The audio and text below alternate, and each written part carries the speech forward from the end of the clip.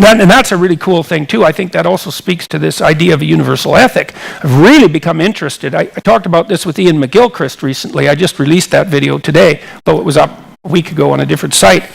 I've really become interested in the idea that the sense of engagement, of meaningful engagement, is the deepest of cognitive instincts. I actually think you can make a very strong neurobiological case for that.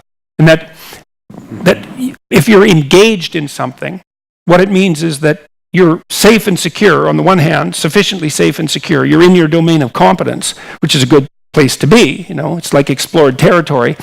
So you're within the walls where you're safe, but you're also peering over the fence at the same time, right? So if you're engaged, what it means is that you're in your domain of competence, but you're operating within that domain of competence so that you're expanding your competence at the same time.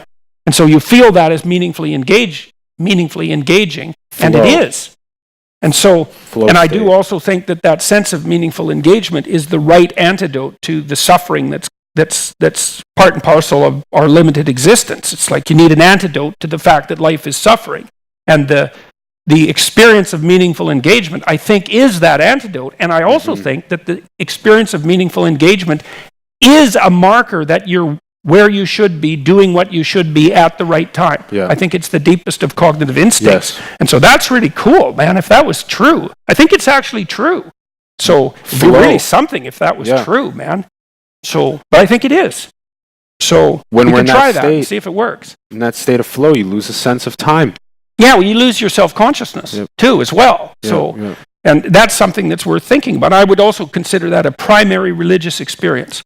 It's something like that. Yeah. You were talking about science and religion earlier, and like there's a bunch of questions that we need to address pretty seriously about that too, because the scientific, the kind of atheist types, they're very down on the idea of religion, but that's a very bad idea because religion is a human universal, right? And religious experience, people have religious experiences. It's like at minimum we need an explanation for that. Plus you can induce them, which is also, you can't just write that off. Like you can induce religious experiences. Well, that like can what be the hell's up intertwined with that? Spiritual as well, right? Yeah.